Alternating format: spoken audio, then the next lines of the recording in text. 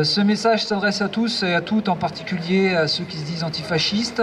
Si nous voulons en finir avec l'exploitation, l'asservissement et la domination des uns par les autres, nous devons absolument agir prioritairement pour que cesse la torture et le massacre des animaux par les humains. Pourquoi? J'y répondrai en 3 points. Premièrement, parce qu'il n'y a pas plus malmené que les animaux.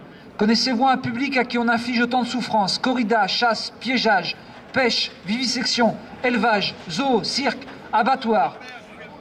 Pour le plaisir gustatif, esthétique ou le loisir des humains, les animaux sont tour à tour torturés, violés, dépecés, jetés, frappés, électrocutés, testicules arrachés, dents limées, queue et bec coupés, peau brûlée. Tout ceci, la plupart du temps, sans aucune anesthésie. Ensuite, parce que les animaux sont les plus nombreux à être exploités et tués. Rien que pour l'alimentation humaine, on tue chaque année dans le monde plus de 65 milliards d'animaux dans les abattoirs. À ceci s'ajoutent au moins 1000 milliards de poissons. Dans les abattoirs, on tue chaque jour en France 3 millions d'animaux terrestres, soit une Shoah toutes les 48 heures. Et malheureusement, cet holocauste ne connaît pas de fin.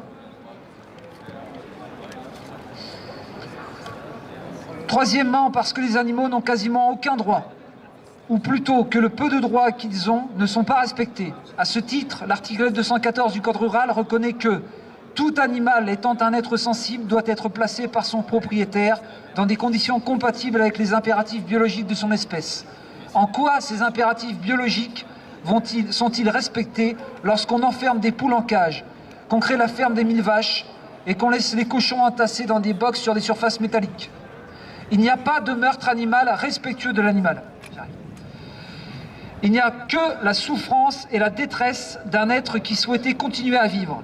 On ne peut pas parler sérieusement de mettre fin au fascisme sans vouloir mettre fin au spécisme. Le spécisme étant une discrimination arbitraire fondée sur le critère de l'espèce, comme le racisme l'est sur la race et le sexisme sur le sexe. Car aux yeux de la vie et de la conscience, il n'y a pas de différence fondamentale entre les animaux humains et non humains. D'abord parce que l'homme et la femme sont des animaux, mais aussi car nous sommes unis autour d'une même double volonté, qui est le fait de continuer à vivre en voulant réduire nos souffrances.